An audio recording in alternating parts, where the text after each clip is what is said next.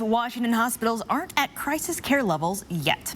Health leaders are racing against time to make sure they don't get there. No matter what, the situation in North Idaho will affect health care in Washington.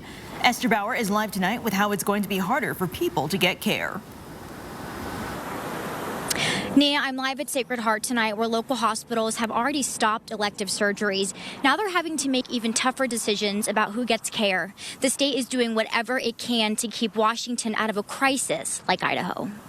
We are working as hard as we can to not get to crisis standards here. Washington hasn't reached those levels, but the state's struggling. Today, there are over 1,600 people in the hospital with COVID.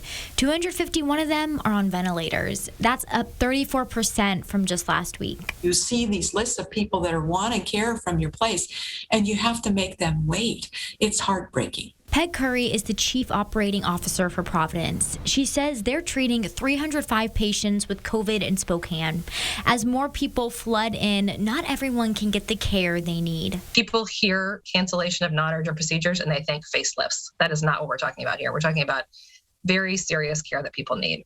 Care that's becoming even harder to get as North Idaho starts rationing it. If someone from Idaho is needing a place, and all the hospitals feel equally full, the hospital leaders have not committed they will take out-of-state patients. The state says they're focused on caring for Washingtonians. Health leaders are just hoping they can get a handle on the surge before it's too late. It is an absolute gut-wrenching decision for anyone who works in healthcare to have to make.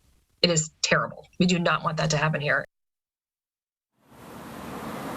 And to help hospitals, healthcare leaders are also trying to figure out ways to more efficiently get patients out of the hospital. Right now, about 10% of people in the beds aren't sick anymore. So they're trying to figure out ways to send them back home, because right now every single bed counts. Reporting live in Spokane tonight, Esther Bauer, 4 News Now.